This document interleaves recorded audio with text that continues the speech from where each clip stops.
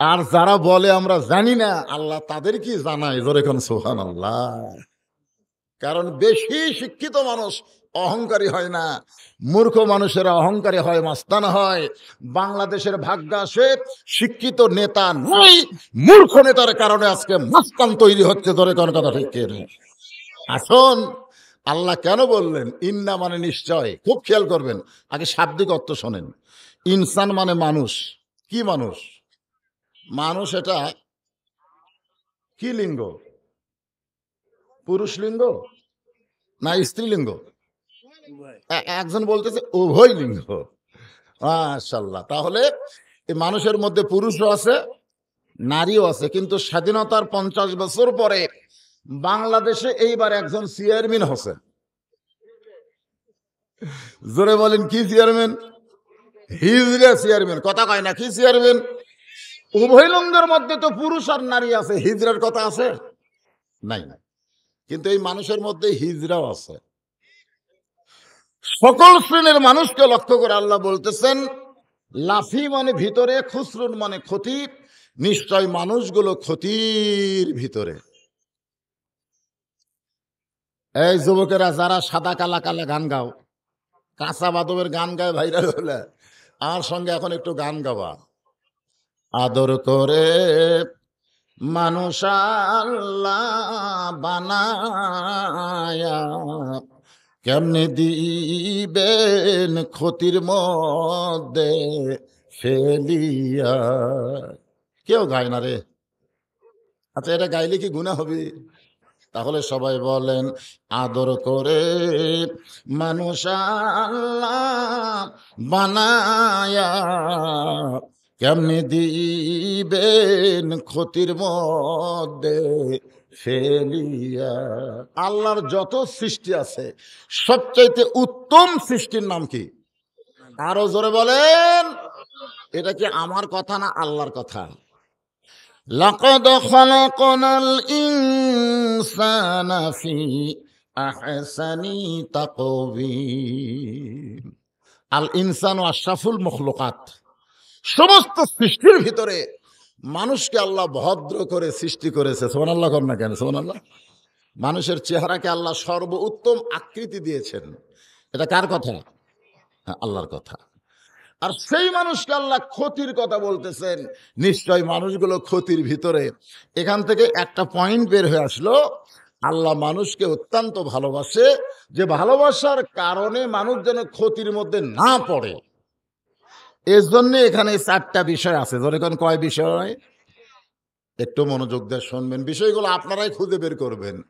ইল্লাল্লাযীনা আমানু ওয়া আমিলুস সালিহাতি ওয়া তাওয়াসাউ বিল হক ওয়া তাওয়াসাউ বিস সাবর। কয়টা? আপনারা খেয়াল করেন। এই যুবকেরা খেয়াল নাই? মেসি কিভাবে গোল করে, কিভাবে পাস করে, ওটা খেয়াল হয়। গতকাল আমার ওয়াজ করে যখন আসতেছিলাম, হাই রে হাই, প্রত্যেকটা বাজারের দিকে বিশাল পর্দা দিয়ে সব খেলা দেখতেছে। এত রাত্রে খেলা দেখে, কিভাবে বল পাস করে, কিভাবে গোল দেয়, কর্নার প্লান্টিক মিস করলো, এই নিয়ে কত আফসোস হলো। জোরে কোন কথা ঠিক কিনা?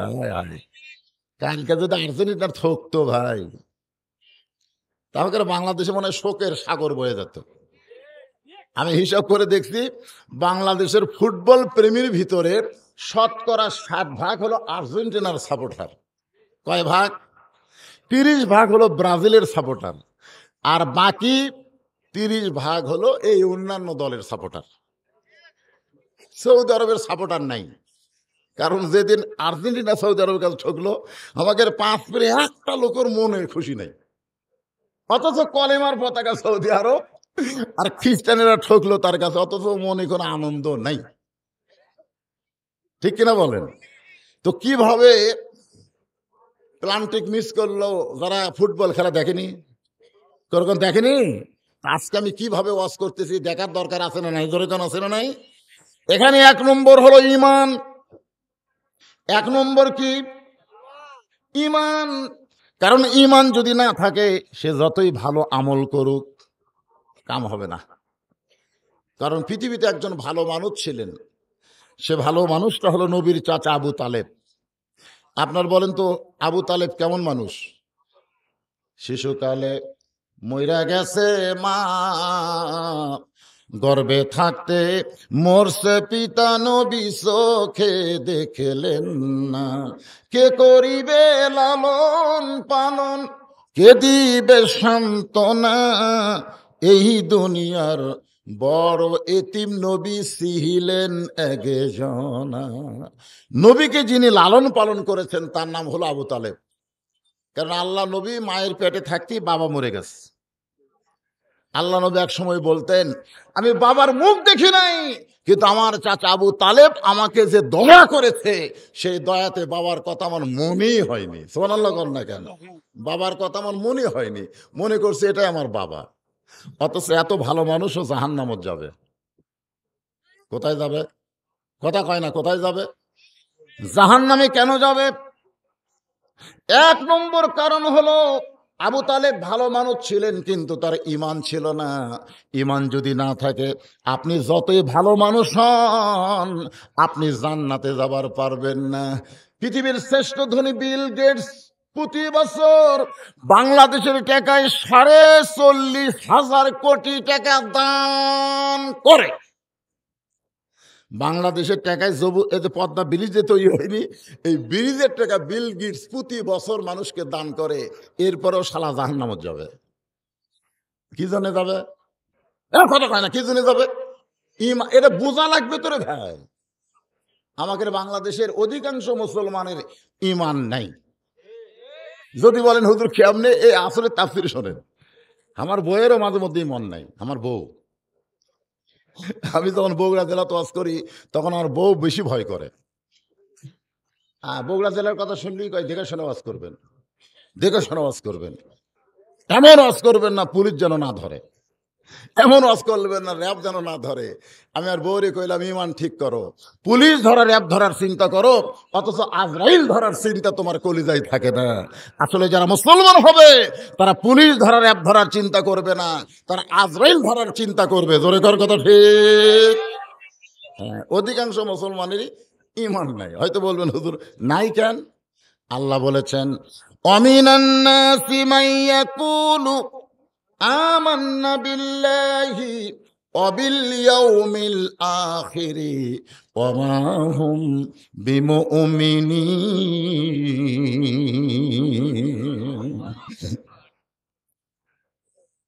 ওই হুম্মাম কাদের চৌধুরী চিটাগাং সমাবেশে যেই কইছে, ওই বুঝবারই পারিনি এটা বিএনপি সমাবেশ। যত লোক গেছিল সবাই গেছে আল্লাহু আকবার। মানে নারায়ে তকবীর যখন দিয়েছে, তখন কে কোন দল করে এটা খেয়াল নাই, সবাই মুসলমান হয়ে তকবীর দিছে। জোরে কোন কথা ঠিক কিনা? কিন্তু বিএনপির মধ্যে কিছু পুরানা নেতা, বুড়া নেতা, এরা বললো এই স্লোগানটা আমাদের স্লোগান না। একটা দলের নাম ধরে বললো এটা অমুক দলের স্লোগান। তো আজকে যখন কোরআনের আয়াত তেলাওয়াত হবে, তখন প্রত্যেকটা মুসলমানের স্লোগান হবে আল্লাহ। কি জন্য বলবেন? আল্লাহ কোরআনে বললেন, ওয়াইযা তুলিয়াত আলাইহিম আয়াতুহু যাদাতুহুম ঈমানাও ওয়া আলা রাব্বিহিম ইয়াতাওয়াক্কালুন। কোরআনের আয়াতের তেলাওয়াত শুনলে মানুষের ঈমান বাড়ে না কমে? ঈমান বাড়ার লক্ষণ কি? করে মাইকের সাউন্ড কি আপনাদের কানে ঢুকতেছে না? হ্যাঁ, আসলে আমি বুঝতে পারতেছি তো, মানে কথাটার প্রতিধ্বনি আসতেছে। আমি যে কথা বলতেছি এই কথা আবার কানের মধ্যে আবার ফিরে আসতেছে। এ বাবা মাইকালা দেখো তো, সাউন্ডটা ক্লিয়ার করো। এটি আবার কি গল্প করতেছে? কি সাউন্ডটা ক্লিয়ার করো, জনগণ যেন আমার কথা বুঝতে পারে। আগেকার মতন ঘন ঘন তার আসতে পারি না, আইসি যখন অনেকদিন ভরে, কলিজা ভরে, প্রাণ ভরে, ইমান আমলের কিছু ওয়াজ শুনতে হবে। জোরে কোন ঠিক?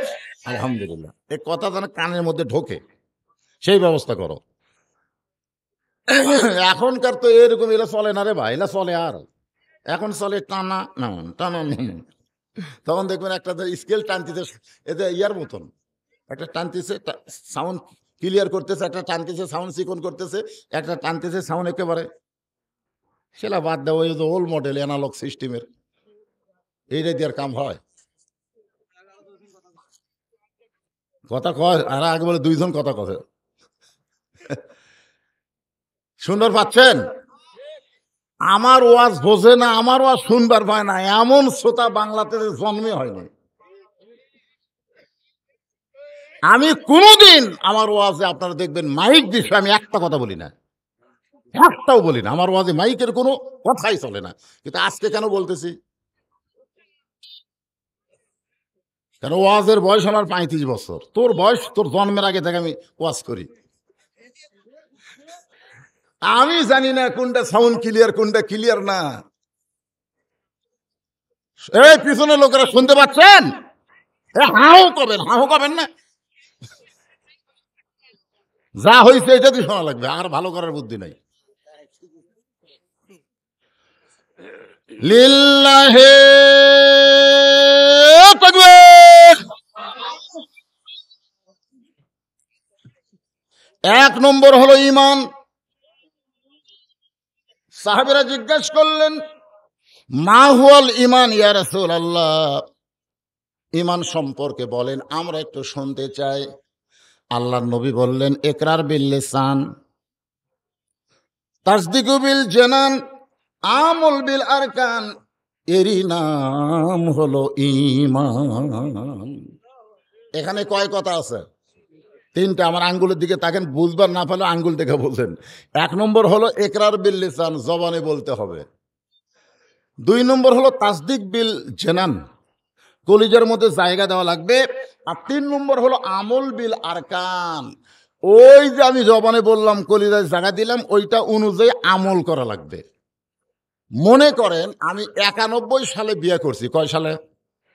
91 সালে বিয়ে করছি। তো বিয়ার সময় আমার বউ আমাকে 3 বার বলছে কবুল আলহামদুলিল্লাহ, আমি আমার বউকে 3 বার বলছি কবুল আলহামদুলিল্লাহ, ওই 91 সালে। এখন চলতেছে 2022 সাল। কোনোদিন আমার বউ কইল না যে এত বছর আগে কবুল করেছি, আমাদের কবুলটা ঠিক আছে কিনা, একটু প্র্যাকটিস করি। আমিও কোনোদিন কইলাম না চলো ঘরের মধ্যে যায়া আবার কবুল কবুল জিকির করি। কোনোদিন আমার বউ কয়নি। ওই যে সে আমার কবুল আলহামদুলিল্লাহ কইলাম, সেই কবুলে বিয়ে ঠিক আছে, চলো আজকে একটু কবুল কবুল কবুল কবুল করি। তো বউয়ের কথা মতো আমি আমার বউ মনে করেন ঘরের মধ্যে গিয়ে বলতেছি কবুল আলহামদুলিল্লাহ কবুল আলহামদুলিল্লাহ কবুল আলহামদুলিল্লাহ। এই জিকির শুনে রাস্তাতে একজন মানুষ যায় আর চিন্তা করে এটা আবার কোন জিকির? এইরকম জিকির তো আমরা শুনিনি। দরজা ধাক্কা দিয়েছে, বের হলে বলতেছে হুজুর কি জিকির করতেছেন? বলে ওই যে 91 সালে বিয়ে করছি ভাই, ওই বিয়েটা নতুন করে ঝালাই করতেছি রে, কবুল কবুল জিকির দিয়ে। লোকটা বলে আপনি পাগল হয়ে গেছেন হুজুর। কবুল বলার পরে বউ যা চায় আপনি যদি তাই দেন, আর আপনি যা বলেন বউ যদি আপনার কথা মতো চলে, তাহলে নতুন করে কবুল বলা লাগবে না। এক কবুলে মরা পর্যন্ত সংসার চলবে। ধরে কোন ঠিক কিনা? লা ইলাহা ইল্লাল্লাহ মুহাম্মদ রাসূলুল্লাহ বলে আল্লাহ নবীকে যারা স্বীকার করেছি, এইটা যদি কলিজার মধ্যে জায়গা দেবার পারি, আর ওই কলেমা অনুযায়ী যদি আমল করি, এরই নাম হলো ঈমান। যেরকম এর নাম কি? তাহলে ঈমান বুঝলেন? ঈমান যারা পড়েছে, ঈমানের কলেমা যারা পড়েছে তাদের কোনো সমস্যা নাই। কিন্তু ঈমান যারা গ্রহণ করছে তাদের সমস্যা আছে। ঈমান গ্রহণ করেছিল হযরত বেলাল, ঈমান গ্রহণ করেছিল খাব্বাব, ঈমান গ্রহণ করেছিল আম্মার ইয়াসার। কিন্তু ৭১ যুদ্ধের সময় আমাদের বাংলাদেশের হিন্দুরা কলমা পড়েছিল। যুবকেরা বুঝবে না, আমরা বুঝি। এক হিন্দু আমাকে বলছে হুজুর মুসলমানের খবর কি? তা আমি কইলাম আপনি হিন্দু হয়ে মুসলমানের খবর চান কেন?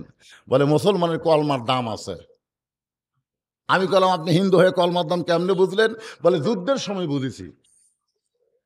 পাঞ্জাবি আর্মি দেখলেই বলতো তুম কোন হো, বলা রাখতো হাম মুসলমান, কলমা বাতাও, লা ইলাহা ইল্লাল্লাহ মুহাম্মদ রাসূলুল্লাহ, বিলকুল ঠিক হয় ঠিক হয়। এই যুদ্ধের সময় আমরা 9 মাস হিন্দুরা রাম রাম কোনোদিন কইনি, সবসময় কলমার জিকির করছি। এই জিকির করার কারণে পাকিস্তানের আর্মির হাত থেকে আমি বাইসা গেছি। আমি হিন্দু মুরব্বীকে বললাম চাচা শুধু কলমা মুখে পড়ে যদি আর্মির হাত থেকে বাইসা যান, ওই কলমা যদি কলিজার মধ্যে জায়গা দিতেন, তাহলে জাহান্নামের আগুন থেকে আল্লাহ বাঁচাইয়া দিত। একটা হলো কলেমা পড়া, আর একটা হলো কলেমা গ্রহণ করা। আমাদের বাংলাদেশের মুসলমান কি কলেমা গ্রহণ করছে না পড়ছে? পড়িছে। একজন কলেমা গ্রহণকারী ব্যক্তির অবস্থা কেমন হবে এইটা বোঝানোর জন্য বলতেছে, একটু মনোযোগ দিয়ে শোনেন যুবকেরা, কারণ তোমাদেরকে আল্লাহ রাসূল বড় পছন্দ করেছে। আবু বকর, ওমর, ওসমান সবাইকে নিয়ে যখন নবী আলোচনা করতেছেন, এমন সময় জরির ইবনে আব্দুল্লাহ রাদিয়াল্লাহু তাআলা আনহু একটা যুবক পিছন দিকে দাঁড়িয়ে আছে। ওই যুবকের বসার কোনো জায়গা নাই, ওই যুবক পিছন দিকে দাঁড়িয়ে আছে। সঙ্গে সঙ্গে নবী আমার গায়ের চাদর খুলে জরির ইবনে আব্দুল্লাহর দিকে এভাবে নিক্ষেপ করে বললেন, যুবক রে, আমি নবী তোমাকে এত ভালোবাসি, আমার চাদর বিছায় সেই চাদরে তুমি বসে যাও। কারণ হাসরের ময়দানে আল্লাহ প্রত্যেকটা বান্দা এখনো 1 নম্বর ঈমান, জোরে বলে 1 নম্বর কি? ঈমান যদি কেউ গ্রহণ করে তাহলে বাতিলের সঙ্গে আপোষ করবে। কথা কন, করবে? তাহলে আর্জেন্টিনা ব্রাজিলের সাপোর্টার যারা হয়েছে, এরা কি হকের সাথে না বাতিলের সাথে? আর কথা কয় না। হয়তো বলবেন, হুজুর কি এক তাফসীর মাহফিল এসে খালি খেলার কথা কন, খেলার কথা কন। আর এই খেলা হলো দাজ্জাল রে। আমি চিন্তা করি, মেসি নেইমারকে নিয়ে যুবক যেরকম পাগলা হয়েছে, দাজ্জাল আসলে এরা ইমাম মেহেদীর দল ত্যাগ করে ওরা দাজ্জালের দলে চলে যাবে। জোরে কোন কথা ঠিক কিনা? আসলে আমরা দাজ্জালের দলে থাকবো না ইমাম মেহেদীর দলে আসবো? ইমাম মেহেদীর দলে যদি আসেন, তাহলে সূরা আসরের তাফসীরটা একটু মনোযোগ দিয়ে শোনেন। দরকার হলে আমাদের জীবন যাবে, কিন্তু বাতিলের সঙ্গে আমরা আপোষ করব। এখন ইমানের উপর যা আলোচনা করলাম এখানেই সমাপ্ত। 2 নম্বর বিষয় হলো আমিলুস সলিহাত। সূরা আসরে আল্লাহ বলতেছেন 2 নম্বর কর্মসূচি হলো ইমানের পরে নেক আমল করা। জোরে বলেন, কি আমল? আপনারা সকলেই জবান খুলে বলবেন। যতগুলো নেক আমল আল্লাহ আমাদেরকে করতে বলেছে, তার মধ্যে 1 নম্বর নেক আমলের নাম কি? একজনও পারল না। আসতে কনকে একটু জোরে কওয়া যায় না? এ কে কয় সালাত? পাগলা, তোমার কথা ঠিক আছে, কোরআন হাদিসে সালাত ছাড়া তো নামাজের কথা নাই। কিন্তু আমাদের বাংলাদেশের নিয়ম হলো, এরা বেহেশত দিয়া জান্নাত বোঝে। জোরে কোন কথা ঠিক কিনা? এরা দোজখ দিয়া জাহান্নাম বোঝে, এরা রোজা দিয়া রমজান বোঝে, এরা নামাজ দিয়া সালাত বোঝে। তা আমাদের দেশে যেটা আমরা বলি সেটাই বলেন। আমরা কি সালাত কই না নামাজ কই? তাহলে এটা জোরে কন, 1 নম্বর আমলের নাম কি? আরো জোরে, জোরসে বলুন। নামাজের অবস্থা রেখে 1 নম্বরের অবস্থা কি? দোতলা মসজিদ করতেছে। আমারে কয়, হুজুর টাকা দেন, হুজুর দোতলা করতেছি। তো দোতলা কেন করবা? বলে এত মুসল্লি হয় নিচতলায় ধরে না, এজন্যই দোতলা করতেছি। আচ্ছা ঠিক আছে, আলহামদুলিল্লাহ, খুব ভালো কথা। এত মুসল্লি হয় নিচতলা ধরে না, দোতলা করবা। তো ফজরের খবর কি? বলতেছে, হুজুর ফজরের খবর তো খুব খারাপ, এক কাতারই হয় না। জোহরের খবর কি? বলে কোনো মতে এক কাতার। আসরের খবর কি? বলে ফজরের চাইতেও খারাপ। মাগরিবের খবর কি? বড় জোর 2 কাতার হয়, 2 কাতার হয়। এশার খবর কি? কয় ফজরের মতো। তাহলে তোমার মসজিদের মধ্যে কয় কাতার? কয় 9 কাতার। তো 9 কাতারে এখনো 2 কাতারই হয় না, তাহলে দোতলা করবে কেন? তখন সাইড থেকে একজন বলতেছে, ওই যে জুমার দিনে সবার শেষে আগে যায়, ওই শালাকের জন্য দোতলা করা লাগবে। জুমার দিনে সবার শেষে আসা আগে যায়, এরা কি? শালাকন, এরা কি? আরো জোরে, জোরসে বলুন। আমাদের বগুড়ার ভাষায় শালাক হলাম, কিন্তু আল্লাহর ভাষায় আল্লাহ বলতেছেন, ফাওয়াইলুল লিল মুসাল্লিন আল্লাযীনা হুম আন সালাতিহিম সাহুন আল্লাযীনা হুম ইরাউন ওয়া ইয়ামনাউনাল মাউন।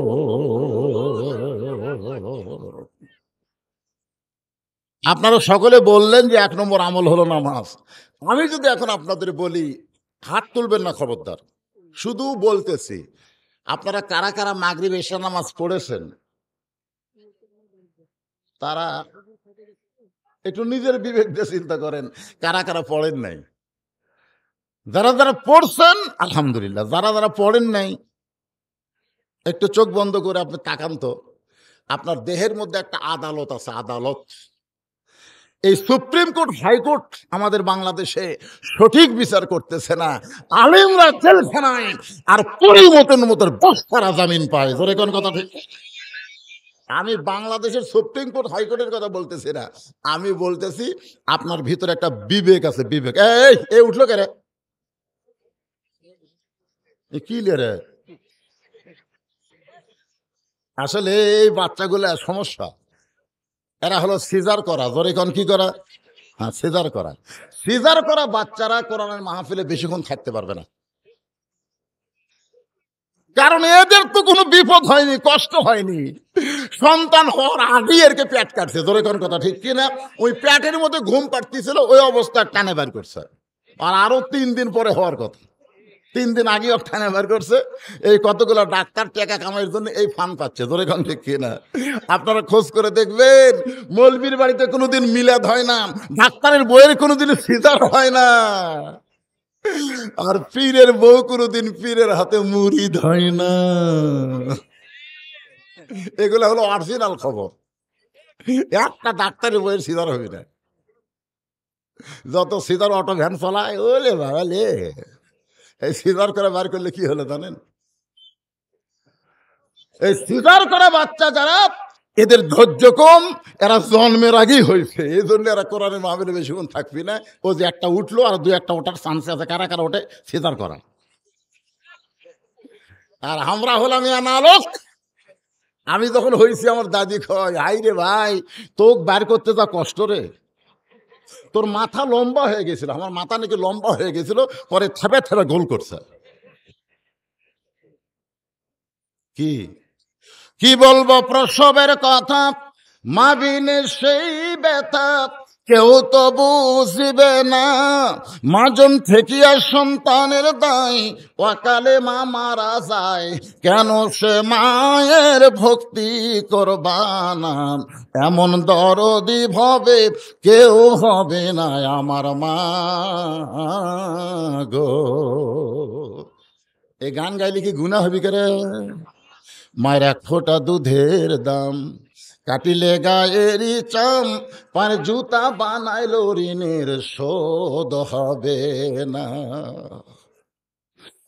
এক মাজন সন্তানের মুখের দিকে তাকাইয়া নিজের জীবন পর্যন্ত উৎসর্গ করে, সেই মায়ের সন্তানগুলো আজকে কোরআনের মাহফিলে একটু মনোযোগ দিয়ে কথাগুলো শুনবেন। ১ নম্বর নামাজ। এখানে অনেকে আছে মাগরিব এশার নামাজ পড়ে নাই, ওয়াজের পরে ফজরের নামাজ আছে না নাই? যদি মনে করেন ফজরের আগে আপনার মৃত্যু হয়, আপনি মাগরিব এশা না পড়ে ফজর আগে মারা গেলেন, দুনিয়ার কত হুজুর আপনার জানাজা করলে জান্নাত পাবেন? কত হুজুর? দুনিয়ার সমস্ত মুসলমান যদি আপনারা জানাজা পড়ে, তারপরেও আপনি জান্নাত পাবেন না। আর মাগরিব এশার নামাজ পড়ে ফজর আগে যদি মারা যান, আপনার জানাজা যদি কেউ না পড়ে, তারপরেও আল্লাহটা জান্নাত খুলে দিবে। রাসূল বলেছেন, অনেক দানবীর, অনেক হজকারী, অনেক লোককে আল্লাহ বলবে জান্নাতে যা, ওরা যা খুশি হয়ে দৌড় মারি ভাই। জান্নাতে যাওয়ার কথা শুনে কি আর কেউ খাড়ায় থাকবে?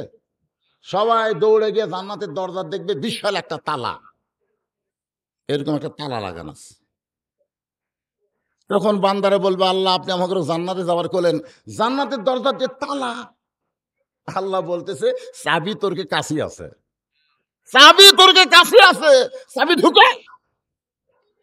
তখন যারা শুধু জুমার নামাজ পড়ছে, ওরা হাতে তো একটা চাবি আছে, ওরা তালার মধ্যে ঢুকবি ঠিকই, কিন্তু ঘুরবি না। ঢুকবি ঠিকই, চাবি ঘুরবি না। তো বলবে আল্লাহ চাবি তো ঢুকলো, কিন্তু ঘোরে না।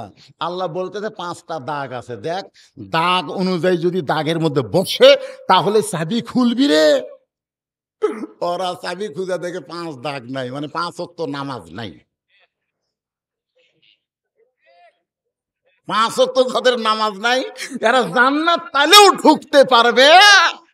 আসসালাতু মিফতাহুল জান্নাহ। রাসূল বলেছেন নামাজ হলো বেহেশতের চাবি। জোরে কোন সুবহানাল্লাহ। তাহলে ফজরের নামাজ থেকে আমরা সকলেই নামাজি হব। অনেকেই কিন্তু নামাজ পড়তে চাই। বর্তমান বাংলাদেশের পরিবেশে নামাজ পড়ার কোনো সুযোগ নাই। হয়তো বলবেন হুজুর কেন সুযোগ নাই? অনেকেই মনে করতেছেন পড়তে চাই। আমাদের ওয়াজ দিয়া যদি নামাজ হতো, তাহলে আল্লাহ নবী 13 বছর মক্কায় ওয়াজ করলেন, নামাজ কায়েম করতে পারেননি। নবী হিজরত করে মদিনায় গেলেন, এরপরে নামাজ কায়েম হয়েছে। আল্লাহ কোরআনের কোন জায়গায় নামাজ পড়ার কথা বলে নাই, সব জায়গায় নামাজ কায়েমের কথা বলেছেন। এবং এক জায়গায় বললেন আল্লাযীনা ইম্মাক্কান্নাহুম ফিল আরদ। মুসলমানের মধ্যে কাউকে যখন ক্ষমতা দেওয়া হবে, ক্ষমতার চেয়ারে বসে তার 1 নম্বর কাজ হলো পদ্মা সেতু নির্মাণ করা, 1 নম্বর কাজ হলো বাল্য বিয়া বন্ধ করা, 1 নম্বর কাজ হলো মাদক মুক্ত বাংলাদেশ করা। ও মুসলমান শুনে নাও, এগুলো একটাও সরকারের 1 নম্বর কাজ না। 1 নম্বর কাজ হলো আকামুস সালাত, নামাজ কায়েম করা। আমাদের বর্তমান সরকার নামাজ কায়েমের কথা কয়, কেন কয় না? এই না বলার পিছনে কারণ আছে। সর্বসাকল্যে 3 দল মানুষ সব সময় নামাজের বিরুদ্ধচারণ করবে, কোরআনের বিরুদ্ধচারণ করবে, ইসলামের বিরুদ্ধচারণ করবে। 3 দল মানুষ, জোরে বলেন কয় দল? এর মধ্যে 1 দল হলো যারা ধর্ম নিয়ে ব্যবসা করতেছে, কারণ তারা জানে ইন্নাস সালাতা তানহা আনিল ফাহশাই ওয়াল মুনকার। একমাত্র নামাজই পারে মানুষকে যাবতীয় ফাহিশা থেকে বাঁচায় দিতে। দয়াল বাবার দরবারেতে কেউ ফিরে না খালি হাতে। যারা নামাজি তারা কোনোদিন এইটা বিশ্বাস করবে না। নামাজি বিশ্বাস করবে ইয়াকা নাবুদু ওয়া ইয়াকা নাস্তাইন। আল্লাহরে ধন্য বিরে দিয়া আল্লাহ আছে গায়েব হইয়া, নবীর ধন খাজানিয়া শুয়ে আছে আজমিরে। কেউ ফেরে না খালি হাতে, খাজারে তোর দরবারেতে। ইয়া কানাবুদু ও ইয়া কানাস্তাইন। যারা বিশ্বাস করে আমল করে, তারা কোনোদিন কোনো বাবার দরবার বিশ্বাস করবে না। ধরে বলেন ঠিক কিনা? এরা হলো ধর্ম নিয়ে ব্যবসা করে। এই ধর্ম ব্যবসায়ী চিন্তা করে আল্লাহর কোরআন যদি বাংলাদেশে চালু হয়, তাহলে তো আমাকে ধর্ম ব্যবসা বন্ধ হয়ে যাবে। জোরে কোন কথা ঠিক কিনা? আজকে আল্লামা সাইদি হুজুর জেলের মধ্যে বন্দী আছে এই ধর্ম ব্যবসায়ী এক শয়তান কেস করার কারণে। জোরে কোন কথা ঠিক কিনা? প্রথম কেস করেছে এই ধর্ম ব্যবসায়ী।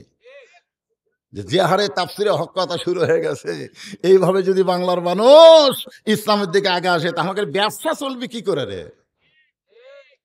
সকল সময় এই ধর্ম ব্যবসায়ীরা ইসলামের 1 নম্বর ক্ষতিকর। 2 নম্বর হলো পুঁজিপতি। পুঁজিপতিরা ইসলামের বিরুদ্ধচারণ করার 1 নম্বর কারণ হলো 100 টাকায় 2.5 টাকা দেওয়া লাগবে। 100 টাকায় কয় টাকা? জোরে কোন? খুব অল্প। 100 টাকা 2.5 টাকা লে, কিন্তু 1000 টাকা পুঁজি যখন হবে লাখ, ওরে বাবারে 2,500। যখন হবে কোটি তখন হবে 2.5 লাখ। যখন হবে 100 কোটি তখন হবে 2.5 কোটি। যাকাত দিতে হবে রে শয়তান, না দেওয়া পর্যন্ত টাকা না পাক। তো টাকা না পাক, আল্লাহর কোরআনের রাষ্ট্র যখন চালু হবে, তখন কোন ধনীদের ঘরে গরিবেরা যাবে না। ধনীরাই গরিবের দরজায় দরজায় ঘুরবে। জোরে কোন কথা ঠিক কিনা? গরিবের দরজায় দরজায় ঘোরা লাগবে। ভাই আমি জান্নাতে যাওয়ার চাই। তো গরিব বলবে কি করা লাগবে? বলে আমার টাকা লে ভাই, এই টাকা জাকাতের টাকা না নিলে আমি জান্নাতে যাওয়ার পারতেছি না। তখন গরিব দরজা লাগে, বলি মাফ কর, মাফ কর, তোর টাকা আমি দিবার পারবো না। ধনী বসা পড়ি ভাই রে, টাকা না দিলে আমি জান্নাতে যাবো ভাই। এই পুঁজিপতিরা চাচ্ছে কোরআনের রাষ্ট্র চালু হলে গরিবের দরজায় দরজায় হামাকর ঘোরা লাগবে। এই জন্যই তারা সবসময় আল্লাহর কোরআনের বিরুদ্ধচারণ করবে। জোরে কোন কথা ঠিক কিনা? আর 3 নম্বর হলো রাষ্ট্রীয় শক্তি। রাষ্ট্রীয় শক্তি আবু জেহেলের মতন ক্ষমতা যারা ধরে আছে, তারা কখনোই চাবে না মুহাম্মদের মতন মানুষ নেতা হবে। আমাদের ভুয়া নেতৃত্বের খতম হয়ে যাবে। সব সময় এই তিনটা দল সক্রিয় আছে না নাই? এখনো আছে না নাই? হ্যাঁ, সূরা আসরের আলোচনা শোনেন, বুঝতে পারবেন। ওয়া আমিলুস সলিহাতি, নেক আমলের পুরুষের জন্য ১ নম্বর হলো নামাজ। এখন আমার মা বোনেরা যারা পর্দায় আছেন তারা চিন্তা করতেছেন, হুজুর আমাদের ১ নম্বর আমল কি? আমি নারীদের বলবো, আপনাদের ৪টা আমলের মধ্যে ১ নম্বর আমল হলো পর্দা। নারীদের কিন্তু ১ নম্বর আমল পর্দা। জোরে কর, নাম কি? পর্দা যদি না থাকে একটা আমলও মায়েদের কবুল হবে না। আপনাদের এই পীরগছা, নন্দীপাড়া, এ দোবাড়ি এলাকার মা বোনদের পর্দার খবর কি? পর্দা কথা কয় না।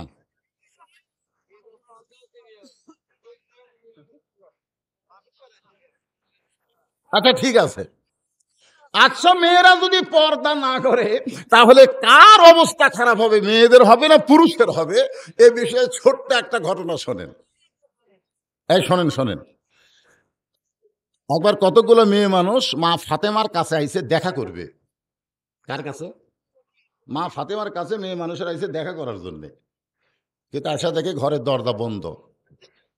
মেয়ের এখন চিন্তা করে, মা ফাতেমার সঙ্গে দেখা কেমনে করব, ঘরের দরজা যে বন্ধ।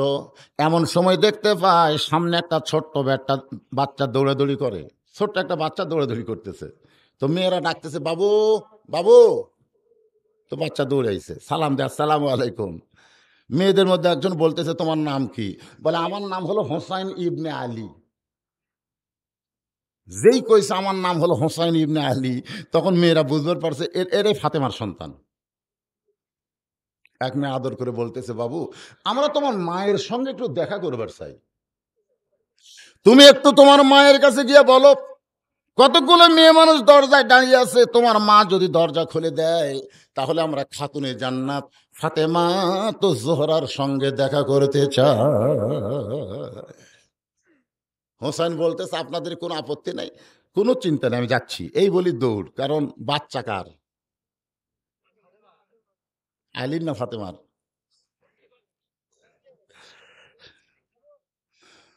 আসলে আলীর আর ফাতেমা ঠিকই আছে, কিন্তু এই গানটা শোনেন তো, দেখা যাচ্ছে বাচ্চা কার বেশি গুরুত্ব। বাবাই আনন্দে মাতিয়া সাগরে ভাসাইয়া সেই যে চইলা যায় খবর লয় না। মাজন ধরিয়া উদরে কতই কষ্ট করে, 10 মাস পরে পায় প্রসবের বেদনা। এমন দরদি ভবে কেউ হবে না আমার মা, মা গো। আপনি বলেন তো, এই বাচ্চার উপরে বাপের কতটুকু দায়িত্ব? বাপের কোনো দায়িত্ব আছে? ওই যে মহব্বত করে পেটের মধ্যে দিয়ে ওই যে বাবা চলে গেছে, আর খবর নাই। খবর আছে? জোরে করে খবর আছে? সন্তান জন্ম নেওয়ার পরে সন্তানের পেশাব পায়খানা কে পরিষ্কার করে? বাপ না মা? জোরে বলেন। বাপের সামনে যদি সন্তান পায়খানা করে, বাপকে হায় হায় রে। আর মায়ের কোলের উপরে সন্তান পায়খানা করে, ওই পায়খানাওয়ালা সন্তান নিয়ে বাপ ভাত খায়, একটাবারও মা ঘৃণা করে না। মারাত্মক কথা কইছে। সেই মাও দেখবার পায় না, রে।